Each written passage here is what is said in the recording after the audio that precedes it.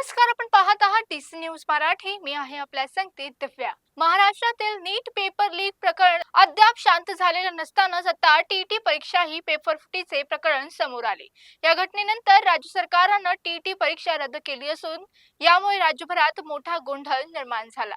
प्रकरणात गांभीर्य लक्षात घेऊन मुख्यमंत्री देवेंद्र फडणवीस यांनी विशेष निर्देश दिले आहेत.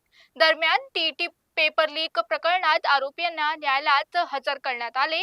पोलिसांनी 10 दिवसांच्या कोठडीत त्यांना पाठवलं. मात्र न्यायालयाने त्यांना 8 दिवसांची पोलीस कोठडी सुनावली.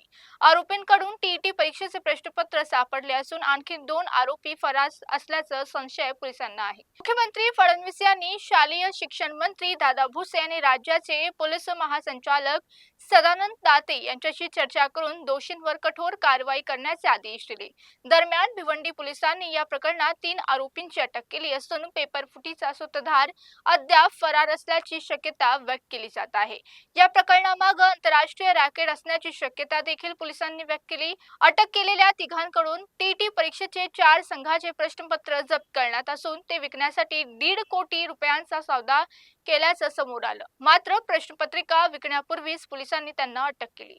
28 जून रोजी होणाऱ्या टीईटी परीक्षेला 4,28,000 उमेदवार बसणार होते.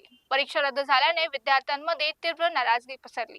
महाराष्ट्र राज्य शिष्य संघाने दोषींवर कठोर कारवाईचं आश्वासन दिले आणि या दरम्यान विरोधकांनीही सरकारवर जोरदार टीका केली.